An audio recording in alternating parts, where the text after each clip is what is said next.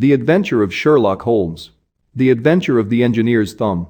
Of all the problems which have been submitted to my friend, Mr. Sherlock Holmes, for solution during the years of our intimacy, there were only two which I was the means of introducing to his notice, that of Mr. Hatherley's thumb, and that of Colonel Warburton's madness. Of these the latter may have afforded a finer field for an acute and original observer, but the other was so strange in its inception and so dramatic in its details, that it may be the more worthy of being placed upon record, even if it gave my friend fewer openings for those deductive methods of reasoning by which he achieved such remarkable results. The story has, I believe, been told more than once in the newspapers, but, like all such narratives, its effect is much less striking when set forth en bloc in a single half-column of print than when the facts slowly evolve before your own eyes, and the mystery clears gradually away, as each new discovery furnishes a step which leads on to the complete truth. At the time the circumstances made a deep impression upon me, and the lapse of 2 years has hardly served to weaken the effect. It was in the summer of '89, not long after my marriage, that the events occurred which I am now about to summarize.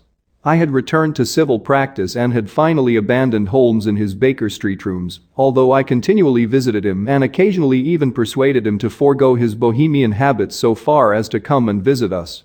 My practice had steadily increased, and as I happened to live at no very great distance from Paddington Station, I got a few patients from among the officials. One of these, whom I had cured of a painful and lingering disease, was never weary of advertising my virtues and of endeavoring to send me on every sufferer over whom he might have any influence. One morning, at a little before 7 o'clock, I was awakened by the maid tapping at the door to announce that 2 men had come from Paddington and were waiting in the consulting room. I dressed hurriedly, for I knew by experience that railway cases were seldom trivial, and hastened downstairs. As I descended, my old ally, the guard, came out of the room and closed the door tightly behind him. "I've got him here," he whispered, jerking his thumb over his shoulder. "He's all right." "What is it, then?" I asked, for his manner suggested that it was some strange creature which he had caged up in my room. "It's a new patient," he whispered. "I thought I'd bring him round myself, then he couldn't slip away. There he is, all safe and sound. I must go now, doctor, I have my duties, just the same as you." And off he went, this trusty tout, without even giving me time to thank him. I entered my consulting room and found a gentleman seated by the table. He was quietly dressed in a suit of heather tweed with a soft cloth cap which he had laid down upon my books. Round one of his hands he had a handkerchief wrapped, which was mottled all over with bloodstains. He was young, not more than 25, I should say, with a strong, masculine face, but he was exceedingly pale and gave me the impression of a man who was suffering from some strong agitation, which it took all his strength of mind to control. "I am sorry to knock you up so early, doctor," said he, "but I have had a very serious accident during the night. I came in by train this morning, and on inquiring at Paddington as to where I might find a doctor, a worthy fellow very kindly escorted me here. I gave the maid a card, but I see that she has left it upon the side table." I took it up and glanced at it. "Mr. Victor Hatherley, hydraulic engineer, 16A, Victoria Street, 3rd floor." That was the name, style, and abode of my morning visitor. "I regret that I have kept you waiting," said I, sitting down in my library chair. "You are fresh from a night journey, I understand, which is in itself a monotonous occupation." "Oh, my night could not be called monotonous," said he, and laughed. He laughed very heartily, with a high, ringing note, leaning back in his chair and shaking his sides. All my medical instincts rose up against that laugh. "Stop it," I cried, "pull yourself together." And I poured out some water from a carafe. It was useless, however. He was often one of those hysterical outbursts which come upon a strong nature when some great crisis is over and gone. Presently he came to himself once more, very weary and pale-looking. "I have been making a fool of myself," he gasped. "Not at all. Drink this." I dashed some brandy into the water, and the color began to come back to his bloodless cheeks. "That's better," said he. "And now, doctor, perhaps you would kindly attend to my thumb, or rather to the place where my thumb used to be." He unwound the handkerchief and held out his hand. It gave even my hardened nerves a shudder to look at it. There were 4 protruding fingers and a horrid red, spongy surface where the thumb should have been. It had been hacked or torn right out from the roots. "Good heavens!" I cried, "this is a terrible injury. It must have bled considerably." "Yes, it did." I fainted when it was done, and I think that I must have been senseless for a long time. When I came to, I found that it was still bleeding, so I tied one end of my handkerchief very tightly round the wrist and braced it up with a twig. Excellent. You should have been a surgeon. It is a question of hydraulics, you see, and came within my own province. This has been done, said I, examining the wound, by a very heavy and sharp instrument. A thing like a cleaver, said he. An accident, I presume? By no means. What? A murderous attack? Very murderous indeed. You horrify me. I sponged the wound, cleaned it, dressed it, and finally covered it over with cotton wadding and carbolized bandages. He lay back without wincing, though he bit his lip from time to time. How is that? I asked when I had finished. Capital. Between your brandy and your bandage, I feel a new man. I was very weak, but I have had a good deal to go through. Perhaps you had better not speak of the matter. It is evidently trying to your nerves. Oh, no, not now. I shall have to tell my tale to the police, but, between ourselves, if it were not for the convincing evidence of this wound of mine, I should be surprised if they believed my statement, for it is a very extraordinary one, and I have not much in the way of proof with which to back it up, and, even if they believe me, the clues which I can give them are so vague that it is a question whether justice will be done. Ha! Cried I, if it is anything in the nature of a problem which you desire to see solved, I should strongly recommend you to come to my friend, Mr. Sherlock Holmes, before you go to the official police. Oh, I have heard of that fellow, answered my visitor, and I should be very glad if he would take the matter up, though of course I must use the official police as well. Would you give me an introduction to him? I'll do better. I'll take you round to him myself. I should be immensely obliged to you. We'll call a cab and go together. We shall just be in time to have a little breakfast with him. Do you feel equal to it? Yes, I shall not feel easy until I have told my story. Then my servant will call a cab, and I shall be with you in an instant. I rushed upstairs, explained the matter shortly to my wife, and in 5 minutes was inside a hansom, driving with my new acquaintance to Baker Street. Sherlock Holmes was, as I expected, lounging about his sitting room in his dressing gown, reading the agony column of the Times, and smoking his before-breakfast pipe, which was composed of all the plugs and dottles left from his smokes of the day before, all carefully dried and collected on the corner of the mantelpiece. He received us in his quietly genial fashion, ordered fresh rashers and eggs, and joined us in a hearty meal. When it was concluded, he settled our new acquaintance upon the sofa, placed a pillow beneath his head, and laid a glass of brandy and water within his reach. It is easy to see that your experience has been no common one, Mr. Hatherley, said he. Pray, lie down there and make yourself absolutely at home. Tell us what you can, but stop when you are tired and keep up your strength with a little stimulant. Thank you, said my patient, but I have felt another man since the doctor bandaged me, and I think that your breakfast has completed the cure. I shall take up as little of your valuable time as possible, so I shall start at once upon my peculiar experiences. Holmes sat in his big armchair with the weary, heavy-lidded expression which veiled his keen and eager nature, while I sat opposite to him, and we listened in silence to the strange story which our visitor detailed to us. You must know, said he, that I am an orphan and a bachelor, residing alone in lodgings in London.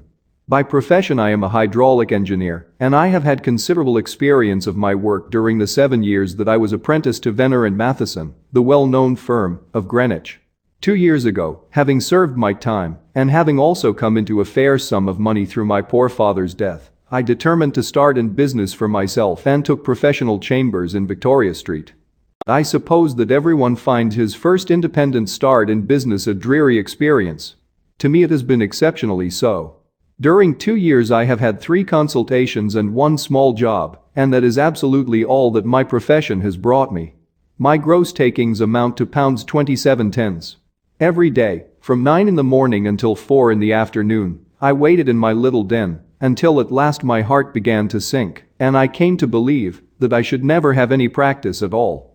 Yesterday, however, just as I was thinking of leaving the office, my clerk entered to say there was a gentleman waiting who wished to see me upon business. He brought up a card too, with the name of Colonel Lysander Stark engraved upon it. Close at his heels came the colonel himself, a man rather over the middle size, but of an exceeding thinness. I do not think that I have ever seen so thin a man. His whole face sharpened away into nose and chin, and the skin of his cheeks was drawn quite tense over his outstanding bones. Yet this emaciation seemed to be his natural habit and due to no disease, for his eye was bright, his step brisk, and his bearing assured. He was plainly but neatly dressed, and his age, I should judge, would be nearer 40 than 30. "Mr. Hatherley," said he, with something of a German accent. "You have been recommended to me, Mr. Hatherley, as being a man who is not only proficient in his profession, but is also discreet and capable of preserving a secret." I bowed, feeling as flattered as any young man would at such an address. "May I ask who it was who gave me so good a character?" "Well, perhaps it is better that I should not tell you that just at this moment. I have it from the same source that you are both an orphan and a bachelor and are residing alone in London." "That is quite correct," I answered, "but you will excuse me if I say that I cannot see how all this bears upon my professional qualifications. I understand that it was on a professional matter that you wished to speak to me?" "Undoubtedly so. But you will find that all I say is really to the point. I have a professional commission for you, but absolute secrecy is quite essential, absolute secrecy, you understand, and of course we may expect that more from a man who is alone than from one who lives in the bosom of his family." "If I promise to keep a secret," said I, "you may absolutely depend upon my doing so." He looked very hard at me as I spoke, and it seemed to me that I had never seen so suspicious and questioning an eye. "Do you promise, then?" said he at last. "Yes, I promise." Absolute and complete silence before, during, and after. No reference to the matter at all, either in word or writing. "I have already given you my word." "Very good." He suddenly sprang up, and darting like lightning across the room he flung open the door. The passage outside was empty. "That's all right," said he, coming back. "I know that clerks are sometimes curious as to their master's affairs. Now we can talk in safety." He drew up his chair very close to mine and began to stare at me again with the same questioning and thoughtful look. A feeling of repulsion and of something akin to fear had begun to rise within me at the strange antics of this fleshless man. Even my dread of losing a client could not restrain me from showing my impatience. "I beg that you will state your business, sir," said I. "My time is of value." Heaven forgive me for that last sentence, but the words came to my lips. "How would 50 guineas for a night's work suit you?" he asked. "Most admirably." "I say a night's work, but an hour's would be nearer the mark. I simply want your opinion about a hydraulic stamping machine which has got out of gear. If you show us what is wrong we shall soon set it right ourselves. What do you think of such a commission as that? The work appears to be light, and the pay munificent." "Precisely so. We shall want you to come tonight by the last train." "Where to?" "To Ayford, in Berkshire. It is a little place near the borders of Oxfordshire, and within 7 miles of Reading. There is a train from Paddington which would bring you there at about 11:15. "Very good. I shall come down in a carriage to meet you." "There is a drive, then?" "Yes, our little place is quite out in the country. It is a good 7 miles from Ayford station. Then we can hardly get there before midnight. I suppose there would be no chance of a train back. I should be compelled to stop the night." "Yes, we could easily give you a shakedown." "That is very awkward. Could I not come at some more convenient hour?" "We have judged it best that you should come late. It is to recompense you for any inconvenience that we are paying to you, a young and unknown man, a fee which would buy an opinion from the very heads of your profession. Still, of course, if you would like to draw out of the business, there is plenty of time to do so." I thought of the 50 guineas and of how very useful they would be to me. "Not at all," said I. "I shall be very happy to accommodate myself to your wishes. I should like, however, to understand a little more clearly what it is that you wish me to do." "Quite so. It is very natural that the pledge of secrecy which we have exacted from you should have aroused your curiosity. I have no wish to commit you to anything without your having it all laid before you. I suppose that we are absolutely safe from eavesdroppers?" "Entirely." "Then the matter stands thus. You are probably aware that Fuller's earth is a valuable product and that it is only found in 1 or 2 places in England." "I have heard so. Some little time ago I bought a very small place within 10 miles of Reading. I was fortunate enough to discover that there was a deposit of Fuller's earth in one of my fields. On examining it, however, I found that this deposit was a comparatively small one and that it formed a link between 2 very much larger ones upon the right and left, both of them, however, in the grounds of my neighbors. These good people were absolutely ignorant that their land contained that which was quite as valuable as a gold mine. Naturally, it was to my interest to buy their land before they discovered its true value, but unfortunately I had no capital by which I could do this. I took a few of my friends into the secret, however, and they suggested that we should quietly and secretly work our own little deposit, and that in this way, we should earn the money which would enable us to buy the neighboring fields. This we have now been doing for some time, and in order to help us in our operations, we erected a hydraulic press. This press, as I have already explained, has got out of order, and we wish your advice upon the subject. We guard our secret very jealously, however, and if it once became known that we had hydraulic engineers coming to our little house, it would soon rouse inquiry, and then, if the facts came out, it would be goodbye to any chance of getting these fields and carrying out our plans.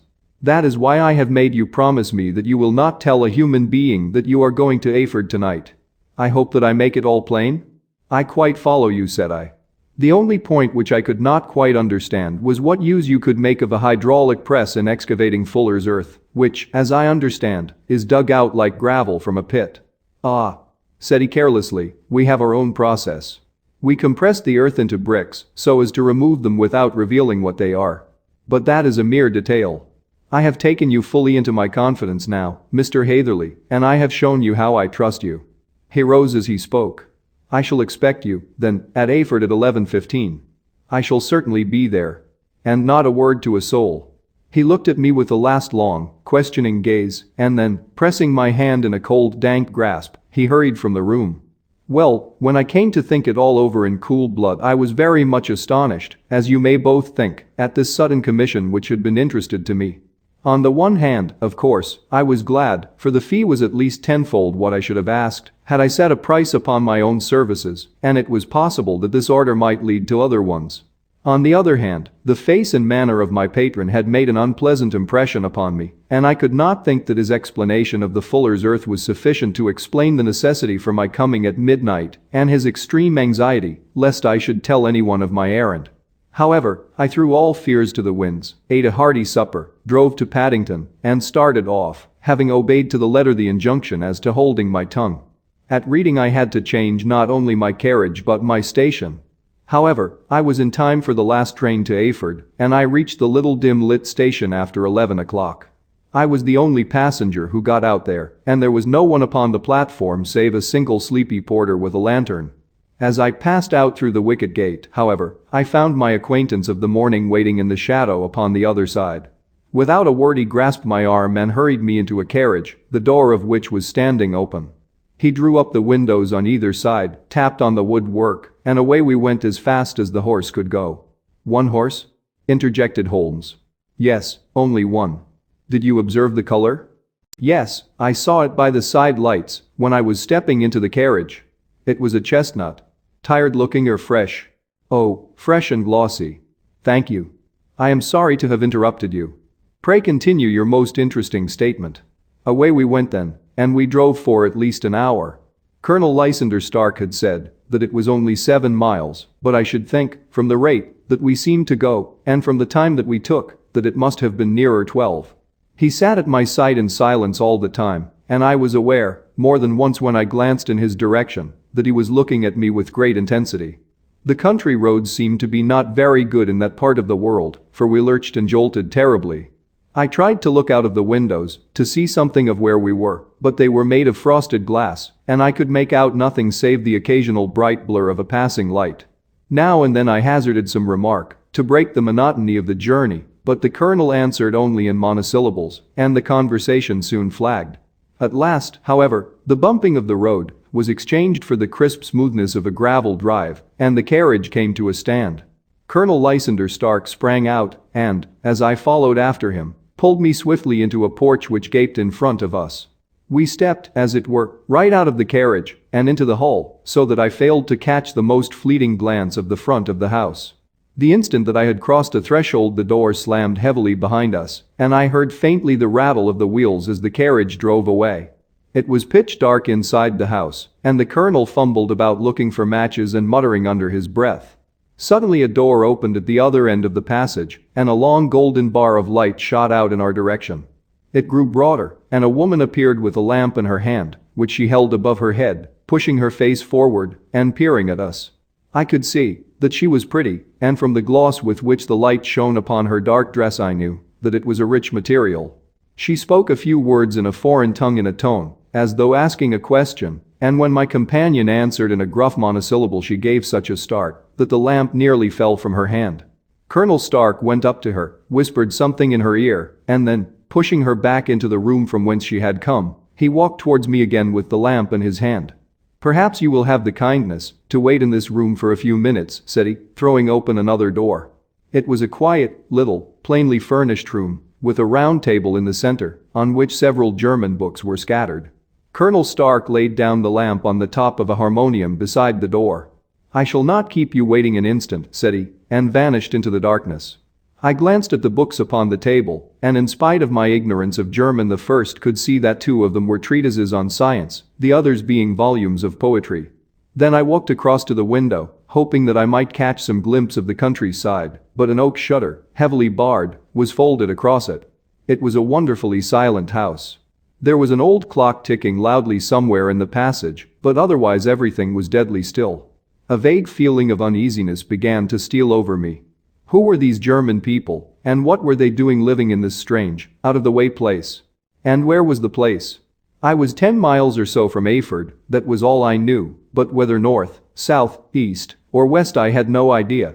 For that matter, Reading, and possibly other large towns, were within that radius, so the place might not be so secluded, after all. Yet it was quite certain, from the absolute stillness, that we were in the country. I paced up and down the room, humming a tune under my breath, to keep up my spirits and feeling that I was thoroughly earning my 50-guinea fee. Suddenly, without any preliminary sound in the midst of the utter stillness, the door of my room swung slowly open. The woman was standing in the aperture, the darkness of the hall behind her, the yellow light from my lamp beating upon her eager and beautiful face. I could see at a glance that she was sick with fear, and the sight sent a chill to my own heart. She held up one shaking finger to warn me to be silent, and she shot a few whispered words of broken English at me, her eyes glancing back, like those of a frightened horse, into the gloom behind her. "I would go," said she, trying hard, as it seemed to me, to speak calmly. "I would go. I should not stay here. There is no good for you to do." "But, madam," said I have not yet done what I came for. I cannot possibly leave until I have seen the machine." "It is not worth your while to wait," she went on. "You can pass through the door, no one hinders." And then, seeing that I smiled and shook my head, she suddenly threw aside her constraint and made a step forward, with her hands wrung together. "For the love of heaven," she whispered, "get away from here before it is too late." But I am somewhat headstrong by nature, and the more ready to engage in an affair when there is some obstacle in the way.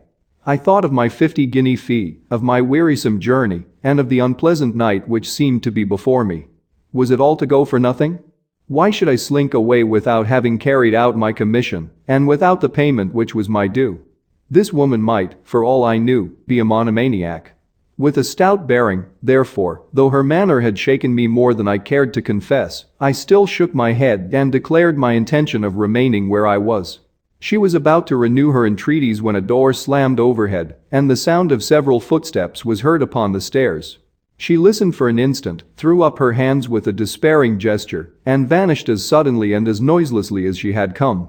The newcomers were Colonel Lysander Stark and a short thick man with a chinchilla beard growing out of the creases of his double chin, who was introduced to me as Mr. Ferguson. "This is my secretary and manager," said the colonel. "By the way, I was under the impression that I left this door shut just now. I fear that you have felt the draft." "On the contrary," said I opened the door myself because I felt the room to be a little close." He shot one of his suspicious looks at me. "Perhaps we had better proceed to business, then," said he. "Mr. Ferguson and I will take you up to see the machine. I had better put my hat on, I suppose." "Oh, no, it is in the house." "What, you dig fuller's earth in the house?" No. This is only where we compress it. But never mind that. All we wish you to do is to examine the machine and to let us know what is wrong with it." We went upstairs together, the colonel first with the lamp, the fat manager and I behind him.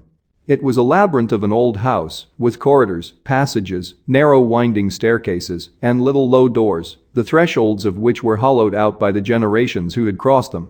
There were no carpets and no signs of any furniture above the ground floor, while the plaster was peeling off the walls and the damp was breaking through in green, unhealthy blotches. I tried to put on as unconcerned an air as possible, but I had not forgotten the warnings of the lady, even though I disregarded them, and I kept a keen eye upon my two companions. Ferguson appeared to be a morose and silent man, but I could see from the little that he said that he was at least a fellow countryman. Colonel Lysander Stark stopped at last before a low door, which he unlocked. Within was a small, square room, in which the three of us could hardly get at one time. Ferguson remained outside, and the colonel ushered me in. "We are now," said he, "actually within the hydraulic press, and it would be a particularly unpleasant thing for us if anyone were to turn it on. The ceiling of this small chamber is really the end of the descending piston, and it comes down with the force of many tons upon this metal floor. There are small lateral columns of water outside which receive the force and which transmit and multiply it in the manner which is familiar to you. The machine goes readily enough, but there is some stiffness in the working of it, and it has lost a little of its force. Perhaps you will have the goodness to look it over and to show us how we can set it right." I took the lamp from him, and I examined the machine very thoroughly. It was indeed a gigantic one, and capable of exercising enormous pressure. When I passed outside, however, and pressed down the levers which controlled it, I knew at once by the whishing sound that there was a slight leakage, which allowed a regurgitation of water through one of the side cylinders. An examination showed that one of the India rubber bands which was round the head of a driving rod had shrunk so as not quite to fill the socket along which it worked. This was clearly the cause of the loss of power, and I pointed it out to my companions, who followed my remarks very carefully and asked several practical questions as to how they should proceed to set it right. When I had made it clear to them, I returned to the main chamber of the machine and took a good look at it to satisfy my own curiosity. It was obvious at a glance that the story of the fuller's earth was the merest fabrication, for it would be absurd to suppose that so powerful an engine could be designed for so inadequate a purpose. The walls were of wood, but the floor consisted of a large iron trough, and when I came to examine it, I could see a crust of metallic deposit all over it. I had stooped and was scraping at this to see exactly what it was when I heard a muttered exclamation in German and saw the cadaverous face of the colonel looking down at me. "What are you doing there?" he asked. I felt angry at having been tricked by so elaborate a story as that which he had told me. "I was admiring your fuller's earth," said I. "I think that I should be better able to advise you as to your machine if I knew what the exact purpose was for which it was used." The instant that I uttered the words I regretted the rashness of my speech. His face set hard, and a baleful light sprang up in his grey eyes. "Very well," said he, "you shall know all about the machine." He took a step backward, slammed the little door, and turned the key in the lock. I rushed towards it and pulled at the handle, but it was quite secure and did not give in the least to my kicks and shoves. "Hullo!" I yelled. "Hullo! Colonel! Let me out!" And then suddenly in the silence I heard a sound which sent my heart into my mouth. It was the clank of the levers and the swish of the leaking cylinder. He had set the engine at work. The lamp still stood upon the floor where I had placed it when examining the trough. By its light I saw that the black ceiling was coming down upon me, slowly, jerkily, but, as none knew better than myself, with a force which must within a minute grind me to a shapeless pulp. I threw myself, screaming, against the door and dragged with my nails at the lock. I implored the colonel to let me out, but the remorseless clanking of the levers drowned my cries. The ceiling was only a foot or two above my head, and with my hand upraised I could feel its hard, rough surface. Then it flashed through my mind that the pain of my death would depend very much upon the position in which I met it. If I lay on my face the weight would come upon my spine, and I shuddered to think of that dreadful snap. Easier the other way, perhaps, and yet, had I the nerve to lie and look up at that deadly black shadow wavering down upon me? Already I was unable to stand erect when my eye caught something which brought a gush of hope back to my heart. I have said that though the floor and ceiling were of iron, the walls were of wood. As I gave a last hurried glance around, I saw a thin line of yellow light between two of the boards, which broadened and broadened as a small panel was pushed backward. For an instant I could hardly believe that here was indeed a door which led away from death. The next instant I threw myself through and lay half fainting upon the other side. The panel had closed again behind me, but the crash of the lamp, and a few moments afterwards the clang of the two slabs of metal, told me how narrow had been my escape. I was recalled to myself by a frantic plucking at my wrist, and I found myself lying upon the stone floor of a narrow corridor, while a woman bent over me and tugged at me with her left hand, while she held a candle in her right. It was the same good friend whose warning I had so foolishly rejected. "Come. Come," she cried breathlessly. "They will be here in a moment. They will see that you are not there. Oh, do not waste the so precious time, but come." This time, at least, I did not scorn her advice. I staggered to my feet and ran with her along the corridor and down a winding stair. The latter led to another broad passage, and just as we reached it, we heard the sound of running feet and the shouting of two voices, one answering the other from the floor on which we were and from the one beneath. My guide stopped and looked about her like one who is at her wit's end. Then she threw open a door which led into a bedroom, through the window of which the moon was shining brightly. "It is your only chance," said she. "It is high, but it may be that you can jump it." As she spoke, a light sprang into view at the further end of the passage, and I saw the lean figure of Colonel Lysander Stark rushing forward with a lantern in one hand and a weapon like a butcher's cleaver in the other. I rushed across the bedroom, flung open the window, and looked out. How quiet and sweet and wholesome the garden looked in the moonlight, and it could not be more than 30 feet down. I clambered out upon the sill, but I hesitated to jump until I should have heard what passed between my savior and the ruffian who pursued me. If she were ill-used, then at any risks I was determined to go back to her assistance. The thought had hardly flashed through my mind before he was at the door, pushing his way past her, but she threw her arms round him and tried to hold him back. "Fritz! Fritz," she cried in English, "remember your promise after the last time. You said it should not be again. He will be silent. Oh, he will be silent.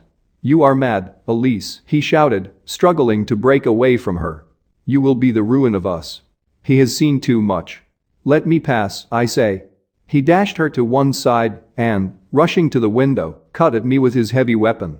I had let myself go and was hanging by the hands to the sill when his blow fell. I was conscious of a dull pain, my grip loosened, and I fell into the garden below. I was shaken, but not hurt by the fall, so I picked myself up and rushed off among the bushes as hard as I could run, for I understood that I was far from being out of danger yet. Suddenly, however, as I ran, a deadly dizziness and sickness came over me. I glanced down at my hand, which was throbbing painfully, and then, for the first time, saw that my thumb had been cut off and that the blood was pouring from my wound. I endeavored to tie my handkerchief round it, but there came a sudden buzzing in my ears, and next moment I fell in a dead faint among the rose bushes. How long I remained unconscious I cannot tell. It must have been a very long time, for the moon had sunk, and a bright morning was breaking when I came to myself. My clothes were all sodden with dew, and my coat sleeve was drenched with blood from my wounded thumb. The smarting of it recalled in an instant all the particulars of my night's adventure, and I sprang to my feet with the feeling that I might hardly yet be safe from my pursuers. But to my astonishment, when I came to look round me, neither house nor garden were to be seen. I had been lying in an angle of the hedge close by the highroad, and just a little lower down was a long building, which proved, upon my approaching it, to be the very station at which I had arrived upon the previous night. Were it not for the ugly wound upon my hand, all that had passed during those dreadful hours might have been an evil dream. Half dazed, I went into the station and asked about the morning train. There would be one to Reading in less than an hour. The same porter was on duty, I found, as had been there when I arrived. I inquired of him whether he had ever heard of Colonel Lysander Stark. The name was strange to him. Had he observed a carriage the night before waiting for me? No, he had not. Was there a police station anywhere near? There was one about 3 miles off. It was too far for me to go, weak and ill as I was. I determined to wait until I got back to town before telling my story to the police. It was a little past 6 when I arrived, so I went first to have my wound dressed, and then the doctor was kind enough to bring me along here. I put the case into your hands and shall do exactly what you advise. We both sat in silence for some little time after listening to this extraordinary narrative. Then Sherlock Holmes pulled down from the shelf one of the ponderous commonplace books in which he placed his cuttings. "Here is an advertisement which will interest you," said he. "It appeared in all the papers about a year ago. Listen to this: lost, on the 9th inst. Mr. Jeremiah Hailing, aged 26, a hydraulic engineer. Left his lodgings at 10 o'clock at night and has not been heard of since. Was dressed in, etc., etc. Ha. That represents the last time that the colonel needed to have his machine overhauled, I fancy. Good heavens, cried my patient. Then that explains what the girl said. Undoubtedly. It is quite clear that the colonel was a cool and desperate man who was absolutely determined that nothing should stand in the way of his little game, like those out-and-out pirates who will leave no survivor from a captured ship. Well, every moment now is precious, so if you feel equal to it, we shall go down to Scotland Yard at once as a preliminary to starting for Ayford. Some 3 hours or so afterwards we were all in the train together, bound from Reading to the little Berkshire village. There were Sherlock Holmes, the hydraulic engineer, Inspector Bradstreet, of Scotland Yard, a plainclothes man, and myself.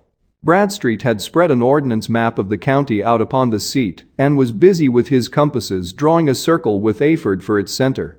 There you are, said he. That circle is drawn at a radius of 10 miles from the village. The place we want must be somewhere near that line. You said 10 miles, I think, sir. It was an hour's good drive. And you think that they brought you back all that way when you were unconscious? They must have done so. I have a confused memory, too, of having been lifted and conveyed somewhere.